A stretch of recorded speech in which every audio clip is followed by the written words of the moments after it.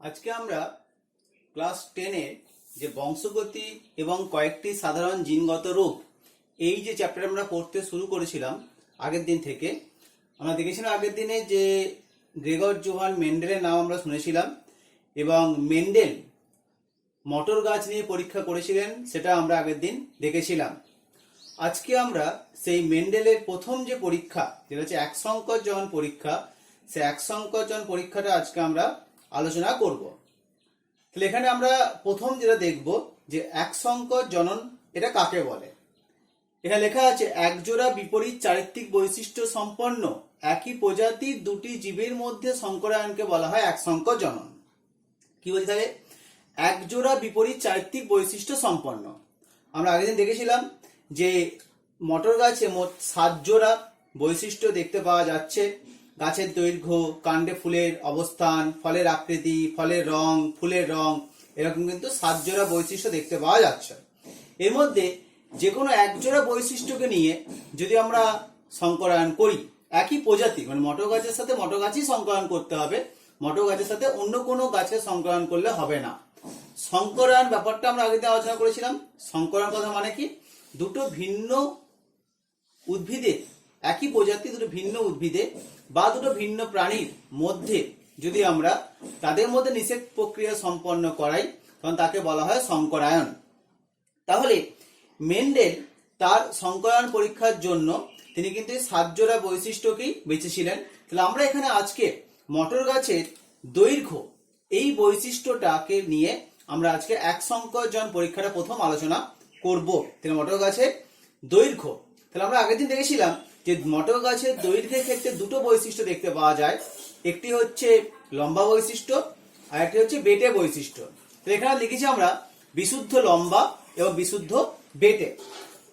এখানে একটা বিষয় বলা দরকার, সেটা হচ্ছে এই যে বিশুদ্ধ লম্বা বিশুদ্ধ বেটে কথা আমরা বলেছি, এখানে আমরা একটা গাছকে আমরা নির্বাচিত করব হচ্ছে সেই গাছটার পুংকেশরটা নেব, আর একটা গাছের ক্ষেত্রে আমরা তার গর্ভকেশর অংশটাকে আমরা নির্বাচিত করব। অর্থাৎ একটা গাছকে আমরা পুরুষ গাছ হিসেবে নির্বাচিত করছি, আর একটা গাছকে আমরা স্ত্রী গাছ হিসেবে নির্বাচিত করছি।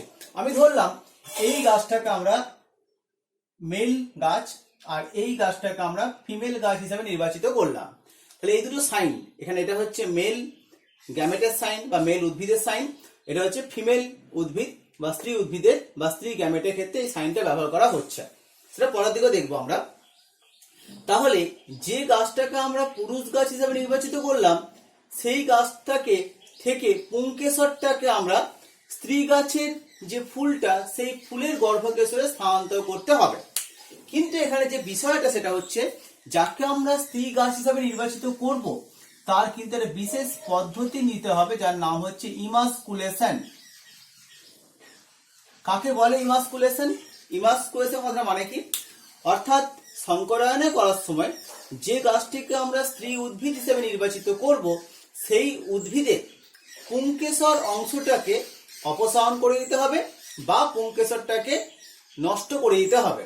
তাহলে যে গাছটাকে আমি স্ত্রী গাছ হিসেবে নির্বাচিত করব, সেই গাছটা কিন্তু পুংকেশর অংশটাকে আমরা নষ্ট করে দিলাম, এবং নষ্ট করার পদ্ধতিকে বলা হচ্ছে ইমাসকুলেশন। তাহলে এখানে বিশুদ্ধ বেটে গাছকে আমরা নির্বাচিত করি স্ত্রী গাছ, তাহলে বিশুদ্ধ বেটে গাছের পুংকেশর অংশটাকে আমরা অপসারণ করলাম বা নষ্ট করে দিলাম। মটর গাছের ক্ষেত্রে যেহেতু ফুলটা বড়, তাই সহজেই কিন্তু ছুরি বা কাঁচি দিয়ে অপসারণ করা যেতে পারবে। এবার যেটা হচ্ছে এই বিশুদ্ধ লম্বা গাছ, যাকে আমরা রিপ্রেজেন্ট করেছি ক্যাপিটাল টিটি দিয়ে, বিশুদ্ধ বেটে গাছ স্মল টিটি দিয়ে। এটা একটা অ্যালিল, আমরা জানি অ্যালিল জোড়ায় জোড়া অবস্থান করছে, এখানেও কিন্তু অ্যালিলটাকে রিপ্রেজেন্ট করা, এই অ্যালিলটাকে এইভাবে প্রকাশ করা হয়েছে। তাহলে এই বিশুদ্ধ লম্বা গাছ থেকে যে গ্যামেট তৈরি হবে, সেই গ্যামেটটা হবে ক্যাপিটাল টি। তাহলে গ্যামেট তৈরি হয় কিসের মাধ্যমে? গ্যামেট তৈরি হয় মিওসিস বিভাজনের মাধ্যমে। অর্থাৎ গ্যামেট আমরা আগেই পড়েছি যে মিওসিস বিভাজন পড়েছি, যে মিওসিস বিভাজনের মাধ্যমে কিন্তু গ্যামেট তৈরি হচ্ছে। তাহলে এখানে দেখতে পাচ্ছি কি ওই মিওসিস বিভাজনের মাধ্যমে কিন্তু গ্যামেট তৈরি হচ্ছে, এবং গ্যামেটটাকে আমরা এখানে নির্বাচন করেছি বিশুদ্ধ লম্বা গাছ থেকে একটা গ্যামেট, বিশুদ্ধ বেটে গাছ থেকে আরেকটা গ্যামেট দেখতে পাওয়া যাচ্ছে। লম্বা গাছের গ্যামেটটি ক্যাপিটাল টি, বেটে গাছের গ্যামেটটি হচ্ছে স্মল টি। এবার যেহেতু এই দুটো গাছের মধ্যে পরাগযোগ করানো হয়েছে, আগেই বললাম এখান থেকে পুংকেশরটা নিয়ে এই বেটে গাছের ফুলের গর্ভকেশরে স্থানান্তর করা হয়েছে। তাহলে এই ইতর পরাগযোগ করার পর আমরা যে উদ্ভিদটা পাচ্ছি, মানে ওইখানে ফুলটা হয়েছে, ফুলটা হওয়ার পর সেখান থেকে আমরা যে উদ্ভিদটা পাচ্ছি সেই উদ্ভিদটা মধ্যে কি দেখতে পাওয়া যাচ্ছে, শঙ্কর লম্বা বলে আমরা একটা পয়েন্ট লিখেছি। অর্থাৎ সেই উদ্ভিদটা বাইরে থেকে দেখে আমার লম্বা লাগছে, কিন্তু সেই উদ্ভিদটার মধ্যে যদি আমি ভালোভাবে পর্যবেক্ষণ করি, অর্থাৎ জিনোটাইপ ভাবে পর্যবেক্ষণ করলে দেখা যাবে কি সেক্ষেত্রে শঙ্কর লম্বা ব্যাপারটা টার্মটা চলে আসছে। সেখানে দেখতে পাওয়া যাচ্ছে লম্বা বৈশিষ্ট্য, বেটে বৈশিষ্ট্যের মধ্যে লম্বা বৈশিষ্ট্যটা প্রকাশ পাচ্ছে। এখানে যদিও শঙ্কর কথা লেখা আছে, শঙ্কর কথা লেখা আছে তার জিনগতভাবে তাকে দেখানোর জন্য, কিন্তু বাইরে থেকে আমরা ফিনোটাইপগতভাবে দেখে বা বাহ্যিক প্রকাশে কিন্তু আমরা গাছটাকে লম্বা গাছ হিসাবেই দেখব। তাহলে এটা হচ্ছে F1 জনু। F1 জনু মানে হচ্ছে প্রথম অপত্য জনু। এখানে লেখা আছে পি বা জনিত্রী জনু, এটা গ্যামেট। এখানে F1 জনু, F1 জনু মানে প্রথম অপত্য জনু। এবার প্রথম অপত্য জনু থেকে আমরা স্বপরাগযোগের মাধ্যমে দ্বিতীয় অপত্য জনুটা পেলাম, যেটাকে F2 জনু লেখা আছে। তা কি বললাম, প্রথম অপত্য জনু থেকে আমরা স্বপরাগযোগ করানোর মাধ্যমে আমরা দ্বিতীয় অপত্য জনুটা পাচ্ছি। এই দ্বিতীয় অপত্য জনুতে আমরা একটা চেকার বোর্ড, এটাকে বলা হয় চেকার বোর্ড বা এটাকে পানেট স্কয়ার কথা বলা হয়। বিজ্ঞানী R.C. পানেট নামটা লিখে দিচ্ছি এখানে, বিজ্ঞানী R.C. পানেট এটা প্রথম পর্যবেক্ষণ করেছিলেন বা এইভাবে প্রথম তিনি প্রকাশ করার চেষ্টা করেছিলেন, তাই এখানে বলা হচ্ছে পানেট স্কয়ার। তাহলে স্বপরাগযোগ কথা মানে কি, একই উদ্ভিদের মধ্যে বা একই ফুলের মধ্যে আমরা পরাগযোগটা করছি। তাহলে এখান থেকে দেখো একটা সাইন দেওয়া আছে, যেটাকে আমরা মেল গ্যামেটের সাইন দিয়েছি। তাহলে মেল গ্যামেট দু ধরনের হতে পারে, ক্যাপিটাল টি স্মল টি। একইভাবে ফিমেল গ্যামেট দু ধরনের হতে পারে, ক্যাপিটাল টি স্মল টি।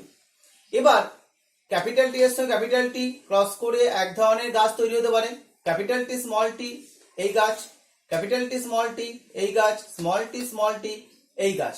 অর্থাৎ আমরা চার প্রকারের জিনোটাইপগতভাবে গাছ দেখতে পাচ্ছি, অর্থাৎ চারটে মোট তৈরি হচ্ছে।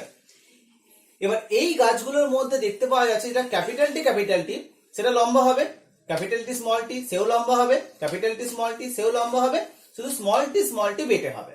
অর্থাৎ প্রথম অপত্য জনুতে দেখলাম বেটে বৈশিষ্ট্য প্রকাশ পেল না, কিন্তু দ্বিতীয় অপত্য জনুতে বেটে বৈশিষ্ট্য প্রকাশ পেয়ে যাচ্ছে। তাহলে এখানে একটা কথা বলা হচ্ছে ফিনোটাইপ অনুপাত আর জিনোটাইপ অনুপাত। ফিনোটাইপ মানে কি, যেটা বাইরে থেকে দেখতে পাওয়া যাচ্ছে, যে বৈশিষ্ট্যটা আমরা বাইরে থেকে দেখতে পাচ্ছি তাকে বলছি ফিনোটাইপ অনুপাত। তাহলে বাইরে থেকে খালি চোখে দেখে মনে হলো যে চারটে গাছের মধ্যে তিনটে গাছ লম্বা, একটা গাছ বেটে, তাহলে অনুপাতটা লেখা হয়েছে 3:1, অর্থাৎ 3 ভাগ লম্বা 1 ভাগ বেটে। কিন্তু যদি আমরা জিনগতভাবে দেখি, এই লম্বার মধ্যে 1 ভাগ আছে বিশুদ্ধ লম্বা আর 2 ভাগ আছে শঙ্কর লম্বা, আর 1 ভাগ হচ্ছে বেটে। তাহলে capital T is to capital T small T is to small T সমান 1:2:1। তাহলে আমরা এই অনুপাতটা দেখতে পাচ্ছি তার জিনগত অনুপাতের ভিত্তিতে। এবার মেন্ডেল কিন্তু এই রেজাল্টটা এত ইজিলি পাননি। তিনি যেটা করেছিলেন, তিনি F2 জনুতে তিনি মোট প্রায় 1064টার মতো গাছ পেয়েছিলেন। তাহলে F2 জনুতে বললাম তিনি মোট 1064টার মতো গাছ পেয়েছিলেন। এই 1064 গাছের মধ্যে তিনি দেখেছিলেন কি, তিনি দেখেছিলেন প্রায় 787টা গাছ হচ্ছে লম্বা, এবং বাকি গাছ অর্থাৎ 277টি গাছ হচ্ছে বেটে বৈশিষ্ট্য সম্পন্ন। আমরা যদি 787:277 করি, তাহলে সেই অনুপাতটা, তাহলে আমরা কি বললাম, কি অনুপাতটা করছি আমরা, 787:277। আমরা অনুপাতটা পাবো প্রায় 3-এর কাছাকাছি, অনুপাতটা পাওয়া যাবে 2.84:1। তাহলে এই অনুপাতটা প্রায় 3:1 এর কাছাকাছি।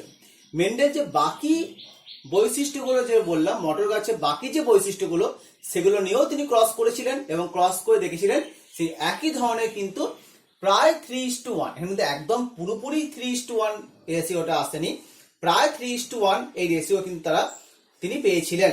তাহলে এখানে দেখলাম যে ফিনোটাইপ অনুপাত দেখলাম 3:1, আর জিনোটাইপ অনুপাত মানে জিনগত হবে সেটা 1:2:1। এরপর আমরা আরেকটা কথা আসবো, টেস্ট ক্রস আর একটা ব্যাক ক্রস। টেস্ট ক্রস কথাটা মানে কি, বা টেস্ট ক্রস কেন করা হয়? এখানে বলা হচ্ছে টেস্ট ক্রস করা হয় কেন, টেস্ট ক্রস করার কথা, কিভাবে টেস্ট ক্রসটা করা হচ্ছে। আমরা যদি F1 জনুর জীবের সাথে জনিত্রী জীবের প্রচ্ছন্ন জীবের সংকরায়ন করি, তাহলে F1 এর সাথে পি প্রচ্ছন্ন বা জনিত্রী প্রচ্ছন্ন জীবের সংকরায়ন করা হয়, তখন সেই ক্রসকে বলা হবে টেস্ট ক্রস।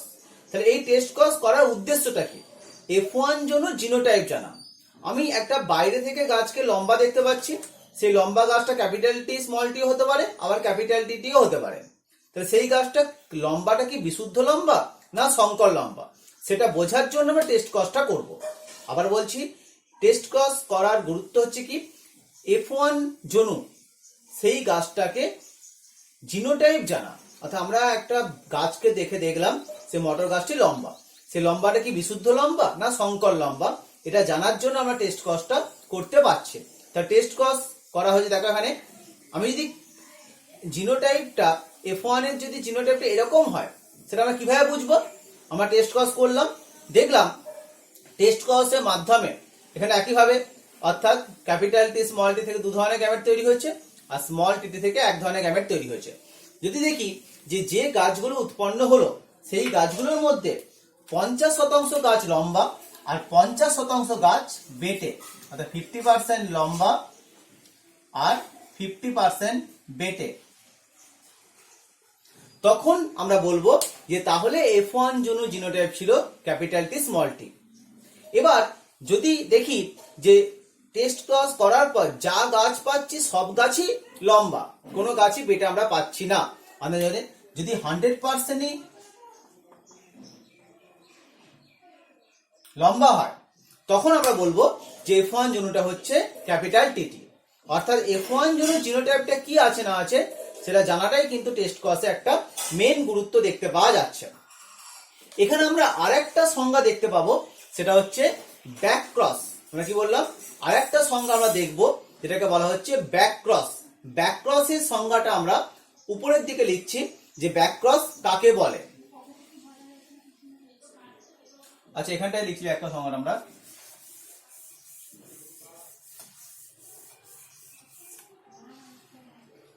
কি বললাম, কথাটা হচ্ছে বললাম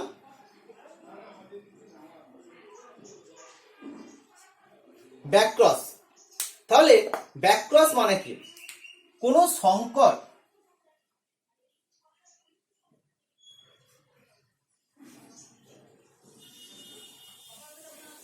সংকর জীবের সাথে পিতৃ বা মাতৃ যে কোনো একটি জীবের ক্রস, মানে সংকর জীবের সাথে জনিত্রী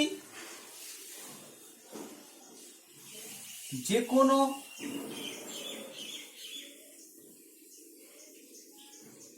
জীবের সংকরায়নকে ব্যাক ক্রস বলে। মানে বলতে পারি কি, যেমন এখানে আমরা দেখতে পাচ্ছি এই F1 জনু দেখতে পাচ্ছি, তাহলে F1 জনুর সাথে আমি যদি বিশুদ্ধ লম্বা সংকরায়ন করি বা F1 এর সাথে বিশুদ্ধ বেটের সংকরায়ন করি, তাহলে F1 এর সাথে যে কোনো জীবের সংকরায়নকে বলা হচ্ছে ব্যাক ক্রস। তাহলে আবার তার মধ্যে F1 এর সাথে যদি বিশুদ্ধ প্রচ্ছন্ন করি, তখন সেটা হচ্ছে টেস্ট ক্রস। তাহলে কি বললাম, ব্যাক ক্রস মানে কি বললাম, F1 এর সাথে যে কোনো জনিত্রী জীবের সংকরায়নকে বলা হচ্ছে ব্যাক ক্রস। আর যদি F1 এর সাথে কেবলমাত্র বিশুদ্ধ প্রচ্ছন্ন জীবের করা হয়, তখন তাকে বলা হবে টেস্ট ক্রস। তাহলে আমরা এই কথাটা বলতে পারি যে সকল ব্যাক ক্রসই টেস্ট ক্রস, কিন্তু সকল টেস্ট ক্রস ব্যাক ক্রস নয়। অর্থাৎ কি বললাম, সকল ব্যাক ক্রস টেস্ট ক্রস, কিন্তু সকল টেস্ট ক্রস ব্যাক ক্রস নয়। তাহলে বললাম ব্যাপারটা আমরা, যে টেস্ট ক্রস ব্যাক ক্রসের ব্যাপারটা বললাম, কিভাবে কি হয় সেটা বললাম। এরপর দেখবো আমরা যে যদি আমরা পরীক্ষাটা প্রাণীর ক্ষেত্রে করি, মানে প্রাণীর ক্ষেত্রে যে পরীক্ষাটা করা হয়েছে সেটা গিনিপিগের ক্ষেত্রে করা হয়েছে, অর্থাৎ প্রাণীর ক্ষেত্রে মেন্ডেলের এক সংকোচন পরীক্ষাটা পরে করা হয়েছে, মেন্ডেল করেননি, পরবর্তীকালে বিজ্ঞানীরা করে দেখেছেন যে প্রাণী ক্ষেত্রে করলেও আমরা একই ধরনের রেজাল্ট পাচ্ছি। এখানে দেখা যায়, দেখো বিশুদ্ধ কালো একটা গিনিপিগ নেওয়া হয়েছে, ক্যাপিটাল বিবি দিয়ে তাকে প্রকাশ করানো হয়েছে। বিশুদ্ধ সাদা গিনিপিগ স্মল বিবি দিয়ে প্রকাশ করানো হয়েছে। এটা তার জনিত্রী জনু, এখানে গ্যামেট পাওয়া গেছে মিওসিস বিভাজনের মাধ্যমে, capital B small B. F1 জনু তৈরি হয়েছে দুটো জীবের মধ্যে, যদি নিষেক সম্পন্ন করা হয় দুটো গিনিপিগের মধ্যে, তাহলে F1 জনু পাওয়া গেছে, কিন্তু ক্যাপিটাল বি স্মল বি। যদি সংকর কালো উদ্ভিদকে নির্বাচন করছে, এবার F1 জনু থেকে আমরা যখন F2 জনু পেয়েছি, সেখানে একইভাবেই করা হয়েছে। অর্থাৎ দুটো সংকর কালো গিনিপিগের মধ্যে যখন আমরা নিষেক সম্পন্ন করেছি, তখন কি দেখতে পেয়েছি? দুটো সংকর কালো গিনিপিগ, তাহলে গ্যামেট গুলো ক্যাপিটাল বি স্মল বি হবে। একটা মেল গিনিপিগ, একটা female guinea pig, capital B small B, সেক্ষেত্রে তার গ্যামেট হয়েছে। এবং বিশুদ্ধ কালো, সংকর কালো, বিশুদ্ধ সাদা। তাহলে আমরা এইভাবে কিন্তু ফিনোটাইপ ও জিনোটাইপ অনুপাত যেটা পেয়েছি, ফিনোটাইপ অনুপাত তিনটে কালো, অর্থাৎ এখানে যেটা লেখা আছে ফিনোটাইপ অনুপাত যেটা লেখা আছে, আমরা এখানে কালো আর বেটে লিখেছি, বিশুদ্ধ কথা এখানে হবে না।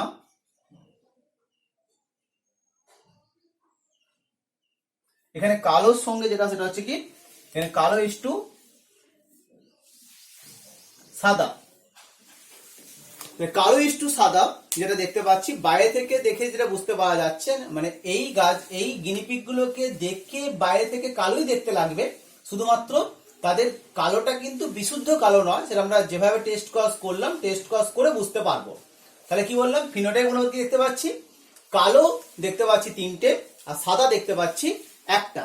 যদি তাদের আমরা জিনোটাইপ দেখি, তখন কি দেখবো, জিনোটাইপ অনুপাত দেখতে পাওয়া যাচ্ছে তিনটে কালোর মধ্যে একটা বিশুদ্ধ কালো আছে, যেটা ক্যাপিটাল বিবি 1, ক্যাপিটাল বি স্মল বি 2 আর স্মল বিবি 1। অর্থাৎ জিনোটাইপ অনুপাত দেখতে পাওয়া যাচ্ছে 1:2:1।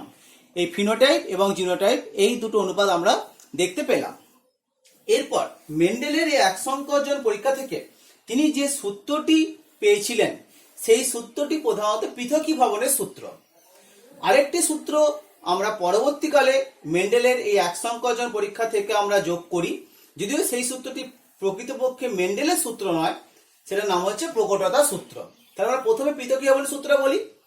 কোন জীবের একটি চরিত্রের অন্তর্গত একজোড়া বিপরীতধর্মী বৈশিষ্ট্য, তাহলে কোন জীব, সেটা মটর হতে পারে, গিনিপিগ হতে পারে, একটি চরিত্র অর্থাৎ যেমন দৈর্ঘ্য বললাম, ওখানে গায়ের রং বললাম, একজোড়া বিপরীতধর্মী বৈশিষ্ট্য মানে লম্বা আর বেটে, কালো আর সাদা, একটি জনু থেকে অপর জনুতে সঞ্চালিত হওয়ার সময়, তাহলে জনিত্রী জনু থেকে অপত্য জনুতে সঞ্চালিত হওয়ার সময় একত্রিত হচ্ছে, এখানে মিশে যাচ্ছে, কিন্তু বৈশিষ্ট্যগুলো কখনোই মিশ্রিত হচ্ছে না, একত্রিত হচ্ছে কিন্তু মিশে যাচ্ছে না। গ্যামেট উৎপাদনের সময় বিপরীতধর্মী বৈশিষ্ট্যগুলো পরস্পর থেকে পৃথক হয়ে যাচ্ছে, তাহলে গ্যামেট তৈরি হওয়ার সময় সেটা F2 জনুতে পরস্পর থেকে পৃথক হয়ে যাচ্ছে। তাহলে এই সূত্রটা কি বলা হচ্ছে, মেন্ডেলের পৃথকীভবনের সূত্র। আরেকটি সূত্র আছে যার নাম হচ্ছে প্রকটতা সূত্র। যদিও এটি মেন্ডেলের সূত্র নয়, এটা পরবর্তীকালে বিজ্ঞানীরা যোগ করেন। এই এক সংকোচন পরীক্ষা থেকে আমরা এই ব্যাপারটাও বুঝতে পারছি।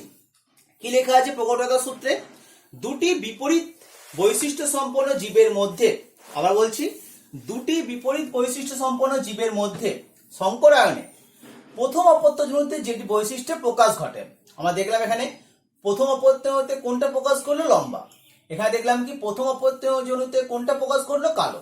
তাহলে প্রথম অপত্য জনুতে যে বৈশিষ্ট্যের প্রকাশ ঘটে তাকে প্রকট বৈশিষ্ট্য বলে, আর অপরটিকে বলে প্রচ্ছন্ন বৈশিষ্ট্য। তাহলে যেটি প্রকাশ ঘটছে সেটি প্রকট, অর্থাৎ যেমন লম্বা হচ্ছে প্রকট, কালো হচ্ছে প্রকট। আর যেটি প্রকাশ ঘটছে না, যেমন বেটে হচ্ছে প্রচ্ছন্ন, সাদা হচ্ছে প্রচ্ছন্ন। তাহলে দেখলাম আমরা যে বৈশিষ্ট্যে প্রকাশ ঘটবে তাকে বলে প্রকট বৈশিষ্ট্য। আমরা এই প্রকট আর প্রচ্ছন্ন বৈশিষ্ট্যের সংজ্ঞাগুলো আগের দিন দেখেছিলাম, যে কোনটা প্রকট বৈশিষ্ট্য, কোনটা প্রচ্ছন্ন বৈশিষ্ট্য। তাহলে দেখলাম যে লম্বা বৈশিষ্ট্যটা হচ্ছে প্রকট, যেমন গিনিপিগের ক্ষেত্রে গায়ের রঙের কালোটা হচ্ছে প্রকট, আর মটর গাছের দৈর্ঘ্যের মধ্যে বেটেটা হচ্ছে প্রচ্ছন্ন, সাদাটা হচ্ছে প্রচ্ছন্ন। তাহলে এইভাবে দেখতে পেলাম আমরা যে মেন্ডেলের যে এক সংকোচন থেকে মেন্ডেল যে সূত্র দিয়েছিলেন সেটা হচ্ছে পৃথকীভবনের সূত্র। সেই পৃথকীভবনের সূত্রটা কিন্তু ইম্পর্টেন্ট।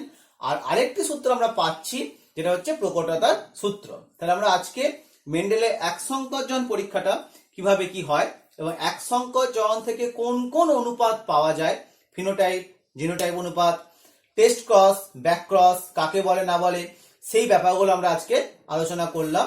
এর পরবর্তী দিনে আমরা দ্বিসংকর জনন পরীক্ষা এবং তার থেকে কি কি রেজাল্ট পাওয়া গেছে, মানে দ্বিসংকর জননে ফিনোটাইপ জিনোটাইপ অনুপাত কি কি হবে না হবে, সেই বিষয়টা আমরা পরের ক্লাসে আলোচনা করব।